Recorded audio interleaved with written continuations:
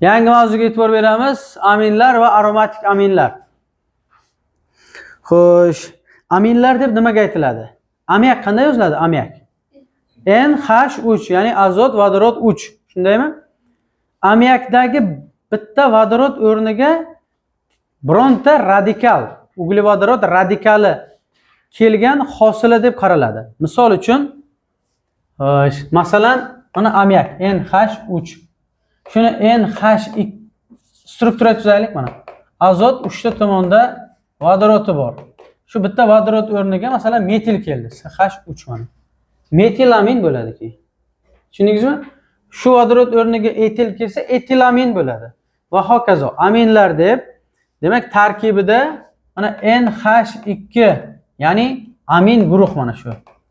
Amin guruh. Amin guruh. Birinchi aminlar haqida gaplashaylik, keyin aromatik aminlar haqida to'xtalamiz. Tushundingizmi? Endi aromatik amin bo'lgandan keyin tarkibida benzol halqa bo'lish kerak. Benzol halqa bo'lish kerak. Bu tarafga qarab harakat qilamiz. Xo'sh. Mana video darsda faqat dars o'tishimiz kerak-da. Mana motivatsiya, boshqa narsalar u kerak emas videoda. Maqsadli auditoriya kuzatadi-ku, to'g'rimi? Shu amin bilan aromatik aminni o'rganmoqchi bo'lganlar videoga bosadi. Motivatsiya olaman deganlar bosmaydi. Tushunyapsizmi? O'shaning uchun baq qarab turing, motivatsiya keyin. Aminlarni guruhlarga bo'lamiz. Birlamchi, ikkilamchi, uchlamchi aminlarga bo'lamiz. Misol uchun biz spirt mavsumini o'tganmiz, to'g'rimi? Spirtlar mavsumini o'tgan paytimizda keng spirtlardan ham oldinga qaytaylik. Alkanlar mavsumiga to'g'ri. Birlamchi, ikkilamchi, uchlamchi, to'rtlamchi uglerodlar bo'lar-da. Bitta uglerod bilan bog'langan uglerod birlamchi uglerod. Mana bu-chi? Bu uchlamchi uglerod, chunki 3 ta uglerod bilan bog'langan. Bu to'rtlamchi uglerod, 4 ta uglerod bilan bog'langan. Bunisi ikkilamchi uglerod. Spirtlar mavsumini o'tgan paytimizda, masalan, mana shunga OH qo'ysak, bu birlamchi spirt bo'larmidi? Chunki gidroksid guruh birlamchi uglerodga birikkan. Birlamchi spirt bo'lardi. Agar gidroksid bu yerda emasda, mana bu yerda bo'lsa, bu ikkilamchi spirt bo'lardi, sababi ikkilamchi uglerodga birikkan. Aminlarda o'shanaqa emas. Aminlarda. Hey, hozir jim o'tiringlar, ey. Oldingizdan yig'ishtiring. Bir narsaga qarab o'tiribsiz-ku. Xo'sh, qaranglar, masalan, mana shu yerda amin bo'lsa. Keyin yana yozaman, qarang. Mana shu yerda amin bo'lsa. Keyin mana shu yerda amin bo'lsa. Qaysi birlamchi? Qaysi birlamchi amin shuni? Men raqamlay. 1 2 3. Birinchisidagi birlamchimi? Birinchidagi. Ikkinchidagi-chi? Ikkilamchi. Bunisi? Uchlamchi. Sizlarning-chi, ha? Yo'q, to'rtlamchi yo'q bu yerda. Ya, hammasi birlamchi buni.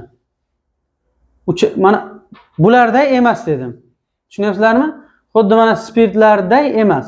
Ya'ni amin guruh birlamchi uglerodga biriksa, birlamchi, ikkilamchi uglerodga birlashsa, ikkilamchi degan gap yo'q bunda.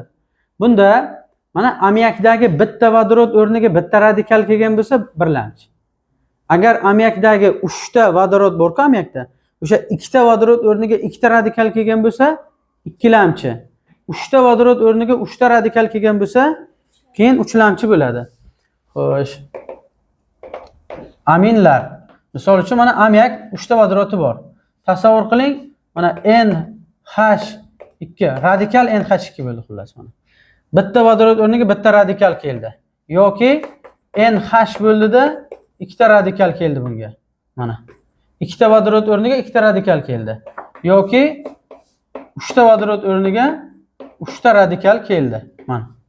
Bitta misol yozsak, mana unga masalan C2H5NH2. Mana bunisi CH3NH C2H5. Mana bunisi CH3N CH3 C2H5. Tushundingizmi? Har xil radikal yozsangiz bo'ladi. Xohlasangiz 3 ta metil qo'ying, xohlasangiz.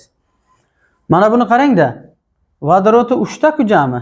Bitta ketib o'rniga bitta radikal keldi. Etilamin birlamchi amin. Ikkita vodorod mana 3 ta edi, ikkitasi ketib o'rniga ikkita radikal keldi. Metil etilamin. Ikkilamchi amin. Bunisida uchala vodorod o'rniga 3 ta radikal keldi. Shu 3 ta radikal uchalasi ham bir xil, uchalasi ham 3 xil bo'lishi mumkin. Masalan, metil, etil, propil qo'ysangiz ham bo'ladi. Endi men har xil yozdim, nomlanishlarini ham birga o'rgatib ketay deb. Radikal nomini aytasizda amin so'zini qo'shib aytasiz. Masalan, etil amin. Etil amin. Bunisi bu metil, bu etil amin. Demak, metil etil amin. Metil etil amin. Bunisida ikkita metili bor, bitta etili bor. Ikkita metili bo'lsa nima deymiz? Dimetil etil amin. Dimetil etil amin. Shu tushunarlimi? Aminlarning birlamchi, ikkilamchi, uchlamchisiga tushundilaringmi? U spirtlarnikidan farq qiladi. Mana bularning hammasi nechilamchi ekan? Hammasi birlamchi. Qarang, NH2 bo'ldimi? Birlamchi. NH bo'lsa, bilingki ikkita vodorod ketgan, ikkilamchi bo'ladi. Faqat N ni o'zi qolgan bo'lsa, 3 ta vodorod ketgan, uchlamchi bo'ladi. Xo'sh, nomenklaturasi va izomeriyasi. Nomenklaturasini aytdim. Yana sistematik nomenklatura bo'yicha nomlanishi. Izomeriya bilan birgalikda olib ketamiz. Bu tomon bizni chernavegimiz edi. O'chirsam bo'ladi. Bu kerak emas bizga.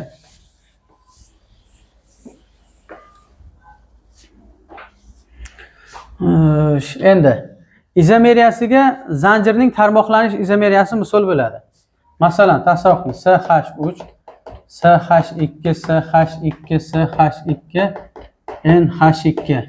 Birdaniga sistematik nomenklatura bo'yicha nomlasak, agar ratsional nomenklatura bo'yicha nomlayman desak, mana shu tomon qanday radikal?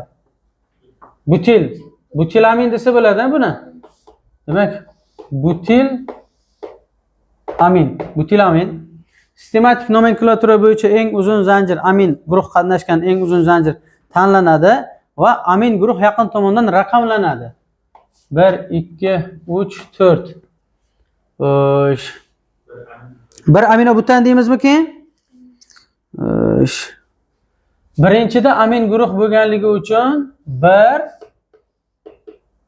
amino butan asosiy zanjir 4 ta bo'lganligi uchun 1 amino butan. Endi zanjirning tarmoqlanish izomeriyasi dedik-a. Mana buni tarmoqlaymiz. SH3 SH3 SH2 NH2. Mana. Amin guruh tarafdan raqamlasak 1 2 3. Nima bo'ldi endi bu? 1 amino 2 metil 3 ta asosiy zanjirda uglerod. Propan. Ratsional nomenklatura bo'yicha nomlasa nima bo'ladi? Mana shu qanday radikal? Aminni yo'qotingda mana. Shu qanday radikal? Butil, tepadagi butil-ku. Propil 3 talik bo'ladi-ku. Izobutil bo'lsa kerak, menimcha shu. To'g'rimi? Izobutil amin. Ratsional nomenklatura bo'yicha mayli yozmay shuni. Izobutil amin. Izobutil amin. Va takrorlash qilishdan kerakda. Qarang, alkan mavzusida biz radikallar propil, izopropil, butil, izobutil, ikkilamchi butil, uchlamchi butil radikallarini yodlagansizlar, chiqib yozib bergansizlar doskaga. Mayli.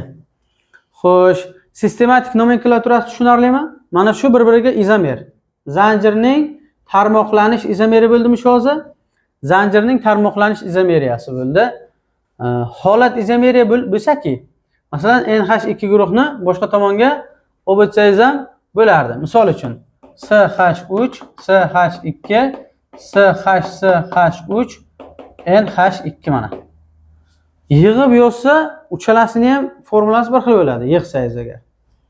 Raqamlaymiz. Amin guruh yaqin tomondan 1 2 3 4. Nima bo'ladi bu? 2 amino butan. Amin guruhi ikkinchida turibdi, asosiy zanjirda 4 ta bor. 2 amino butan. Xo'sh, metameriya holat hodisasi ham bor-da. metameriya bu metilen guruh, ya'ni CH2 ni funksional guruhdan sakrab o'tishi. Tasavvur qiling-da, mana shu butil amin edimi? Mana qarang, butil amin edi. Qarang endi nima yozamiz o'zi. Men shularni izomerlar sonini yasamayapman, shunchaki izomeriya turlarini ko'rsatyapman. Tarmoqlanish funksional guruhning holat izomeriyasi bo'lyapti o'zi. Endi qarang, CH3 CH2 CHNH CH3. Mana. Xo'sh, endi qarang, bitta uglerod narigi tomonga o'tdi. Mana qarangda, amin guruhning chap tomonida 4 ta uglerod bor edi, o'ng tomonida yo'q edi. Endi chap tomonida 3 ta bo'ldi, o'ng tomonida bittasi o'tdi o'ng tomoniga. Endi bu moddaning nomi nima? Metil, bunisi propil amin. Metil yoki yana bitta CH2 ni nariyoqqa sakratsangiz nima bo'ladi? CH3 CH2 NH CH2 CH3 dietilamin. Shunaqami? Yoki yana bitta uglerodni pastga tushiring. Bitta bu yerda qolsin CH3 N, bitta uglерод pastga tushirsak CH3 CH2 CH3 dimetil etilamin. Ko'ryapsizmi? Dimetil etilamin. Hozir yig'ingda mana uglerod 1 2 3 4 ta. Hammasida uglerod 4 ta. Vodorod 3 3 3 9 11. Hammasida vodorod 11 ta. Mana bu yerda 3 5 7 9 11 mana. Hammasida. Hammasida azot bitta. İzomeriyalari tushunarlimi? Ratsional va sistematik nomenklaturasi ham tushunarlimi? Sistematik nomenklaturasiga ham bitta misol yozaymi?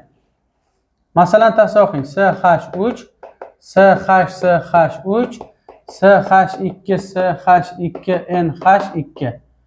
Mana shuni qanday nomlaymiz? Raqamlash qaysi tomondan bo'ladi? O'ng tomondan, ya'ni amin guruh yaqin tomondan. 1 2 3 4. Nima bo'ladi endi bu? Alfabetda A harfi birinchi keladi, aminni birinchi aytasiz. 1 amino 3 metil, asosiy zanjir 4 ta. Butan. Sistematik nomenklaturaga tushundingizmi? Shu nimasini aytishim kerak endi men yana buni? Olinishi kimyoviy xossasi o'shalar qolyapti. Doskadagini tez yozinglar, reaksiyalarga o'tamiz. Endi olinishiga e'tibor beramiz. Aminlarning eng mashhur olinish reaksiyasi nitro birikmalarni qaytarib, vodorod ta'sirida qaytarib olish. Masalan, etilamin C2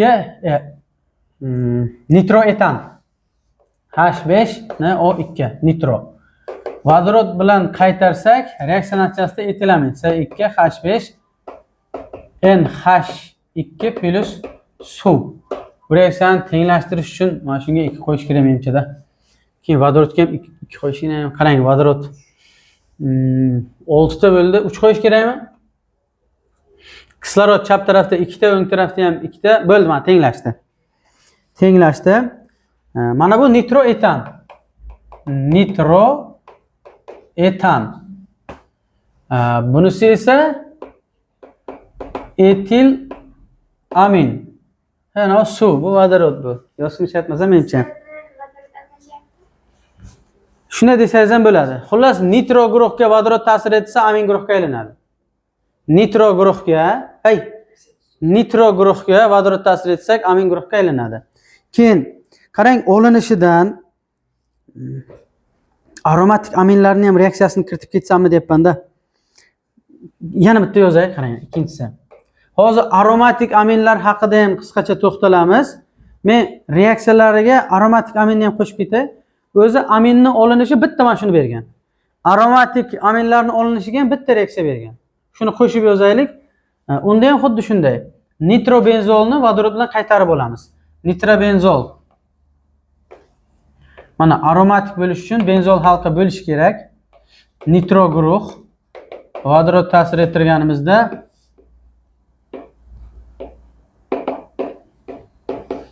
NH2 plus suv. 2 3. Mana bu nitro benzol. Bu esa anilin. Yoki yana mana eng mashhur nomi anilin. Yana bitta nomi mana radikal fenil amin. Fenil amin. Fenilamin xullas. Ya'ni anilin. Olinishi aromatikga ham olinish bitta. Endi kimyoviy xossalari, tuz hosil bo'lish reaksiyasi berilgan. Ya'ni kimyoviy xossalari. Birinchisi aminlar ishqoriy muhitga ega bo'lgan moddalar, ya'ni asos muhitiga ega. Kislotalar bilan ta'sirlashib tuz hosil qiladi. Masalan, bironta amin, metilamin CH3NH2 xlorid kislota ta'sir ettirganda qarang qanday yozish mumkin? CH3NH2 ko'paytiruv H xlor. Bitta modda shu. Mana shu holatda yozishingiz mumkin. Yoki mana bu moddani CH3NH3 xlor ko'rinishda yozishingiz mumkin. Yoki CH3NH mana shu ko'payt NH bitta vodorod bu yoqqa o'tsa 3, mana bu plus bo'lib qoladi. Plusni to'rtcha xavfdan keyin yozishim kerak edi. Plus ko'paytiruv xlor minus. Ya'ni xuddi ammoniyaga o'xshaydi. Ammoniy gidroksidga. Bitta vodorod bunga o'tganligi uchun bu qisman musbat zaryadli ionga aylanadi. Bu bitta vodorodni bergani uchun qisman manfiy zaryadli ionga aylanadi. Qarama-qarshi zaryadli ionlar o'zaro tortishadi. Kitoblarimizda mana bunday yozgan, mana bunday ko'rinish mexanizmida bo'lishi ham yozilgan. Biz reaksiyalarda mana shuni yozsak maqsadga muvofiq bo'lardi. Men mana shuni yozaman, qulayroq. Menga shu qulay. Mana shu holatlarda yozishingiz mumkin bo'ladi. Shu menga yoqadi qandaydir. Hosil bo'lgan moddaning nomi metil ammoniy xlorid. Shu metil ammoniy xlorid. Metil ammoniy xlorid. Birikish reaksiyasi bu. Agar shu etil bo'lsa, etil ammoniy xlorid bo'ladi kimyoviy xossasidan. Aromatik aminda ham shu reaksiya berilganmi? Aromatik aminlarda ham berilgan. Ikkinchisi, anilin. Qarang, mana shu reaksiyani ixchamroq yozsangiz ham bo'lardi, yig'ib. Mana shu reaksiyani. Qayerdan yozsam-ku, orasida joy yo'q ekanda. Qarang, ya'ni mana bu C6H5NH shunaqami? Plus 3 ta vodorod hosil bo'ladi. C6H5NH2 plus 2 ta suv. Ko'rdingizmi shuni hozir? Mana. Benzol haqida chizib o'tirmasdan mana shuni yozsangiz ham bo'ladi. Endi anilin. Masalan,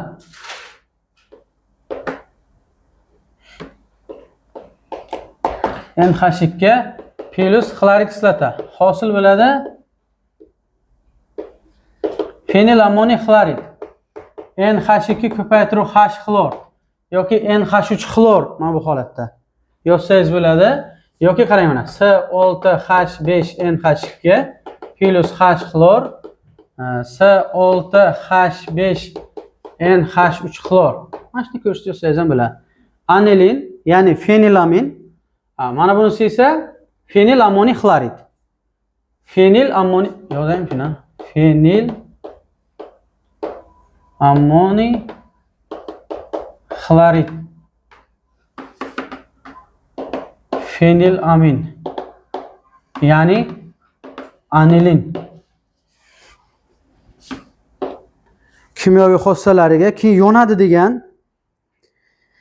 aminlar yonadi. Metilaminni yonish reaksiyasini bergan. Azotli organik birikma bo'lganligi uchun karbonat angidrid suv va azot ham chiqadi. 3-chi reaksiyasi. CH3NH2 yonganda karbonat angidrid, azot va suv hosil bo'ladi. Mana bunga 4, azotga 2, vodorod u nechta bo'ldi? 5, 20 bo'ldimi? 20. Mana shunga necha qo'yish kerak? 10 mi? Kislorod 8, 18, 9. Hozir mana bunga 2 qo'yganimizda mana bunga 4,5 qo'shib 4 ga qoladi. Yarim qo'ymaslik uchun oldiga 4 qo'yildi buni. Yonganda xullas aminlar oddiy amin bo'ladimi, aromatik amin bo'ladimi? Yonganda karbonat angidrid, azot, suv hosil bo'ladi. Reaksiyani tenglashtirish menimcha qiyin emas. Xo'sh, etil aminni ham yondirib ko'rsatgan. Keyin yana bitta aromatik aminlardan reaksiya bor. Bromli suvni rangsizlantirish reaksiyasi. Benzol bromli suv bilan reaksiyaga kirishmaydi, lekin aminlar kirishadi. 4-inchisi anilin yozishimiz kerak.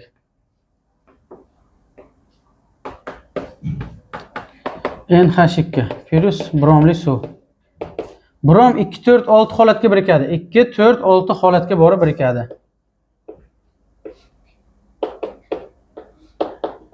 NH2 mana brom. Har bitta brom benzol halqaga yopishi uchun bitta vodorod chiqib ketishi kerak. Bitta vodorod chiqib ketadi. Mana bitta vodorod bilan vodorod bromidni hosil qiladi. Bunga 3, bunga 3 qo'ysak reaksiya tenglashadi. Hosil bo'lgan moddaning nomi 2, 4, 6 tribrom anilin. Tribrom anilin. Bu anilin edi. Qarang qanday yig'ib yozsangiz ham bo'ladi. C6H5 NH2 plus 3 ta brom molekulasi, ya'ni bromli suv. Benzol haqidagi 5 ta brom bor edi. 3 tasi ketsa 2 tasi qoladimi? C6H2 o'rniga 3 ta brom keladi ana. 3 ta vodorod o'rniga 3 ta brom, NH2 plus 3 ta vodorod bromid. Mana shu bitta reaksiya shu. Bu 6 burchakli halqa ko'rinishida yozilishi, bu yig'ib empirik yozilishi. Xo'sh, kimyoviy xossalaridan anilinga ta'sir ettirdik. Reaksiyalari qolmadi menimcha. Xo'sh, aromatik aminlar haqida qisqacha to'xtalishimiz kerak edi. Qarang, aromatik aminlar qanday bo'ladi? Aromatik amin bu benzoldagi bitta vodorod o'rniga amin guruh kelgan bo'ladi. Benzoldagi bitta vodorod ketsa, benzol qanday yoziladi? C6H6. Shu bitta vodorod ketib o'rniga NH2 kelyapti. Tasavvur qiling. Metil amin debman. Fenil amin hosil bo'ladi. Ya'ni anilin. Yoki amyakdagi bitta vodorod o'rniga fenil radikali keldi deb qaraladi. Bizga bitta joy bo'lsa edi. Xo'sh. Qarang, buni yozib oling. Yana bitta narsa yozamiz bo'ldi shu bilan. Reaksiyalarni tez yodlaysizlar, yozib olinglar buni hozir. Demak, aminlarni biz aytdik, mana benzol halqa bo'ladigan bo'lsa, shunga amin guruh kelgan. Yo benzoldagi bitta vodorod o'rniga amin guruh kelgan deysiz, yoki amyakdagi bitta vodorod o'rniga fenil radikali kelgan desa bo'ladi. Va mana hosil bo'lgan moddani mana radikal nomi fenil amin deb nomlasa bo'ladi. Fenil amin. Xo'sh, fenil amin. Yoki yana bir mashhur nomi anilin. Yozib qo'yay buni ham. Anilin. Keyin amin guruhga ikkita fenil radikali kelishi mumkin. Ya'ni tasavvur qiling, amyakdagi 3 ta vodorodning ikkitasi ketgan. NH qolgan, o'rniga ikkita fenil radikali kelib qolgan.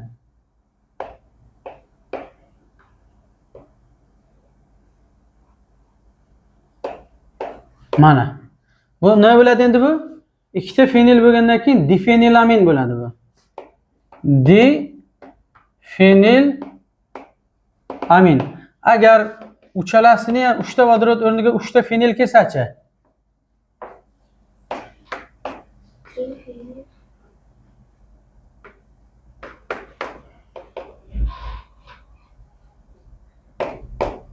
Nima bo'ladi endi bu? Trifenil amin bo'ladi. Endi tasavvur qiling, masalan N, mana bu tomonda CH3, mana bu tomonida C2H5, mana bu tomonida fenil radikali bor. Qanday nomlanadi? Metil etil fenil amin. Demak, metil etil fenil amin. Xullas, aminlar va aromatik aminlar tushunarlimi? Keyin fizik xossalari bor, o'zingiz o'qib olasiz. Keyin yana bitta muhim ma'lumot, biz nitro birikmalarini qaytarib anilin oldik-ku. Masalan, nitrobenzolni, nitro mana reaksiyasini yozdik.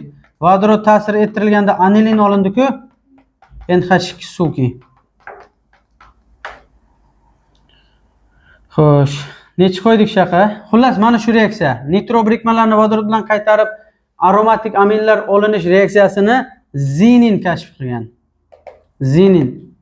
Buni eslab qoling. Muhim ma'lumot. Keyin kichik molekulali aromatik aminlar suyuq agregat holatda bo'ladi. Yuqori molekulali aminlar esa aromatik aminlar qattiq agregat holatda bo'ladi. Ular qo'lansa hidli bo'lib, suvda yomon eriydi yoki erimaydi. Tushunarlimi? Yana bir narsa eslab qoling. Aminlar qanday muhitga ega dedik? Asos muhitiga ega. Asos. Tushunarli? Xo'sh, yaxshi yozinglar.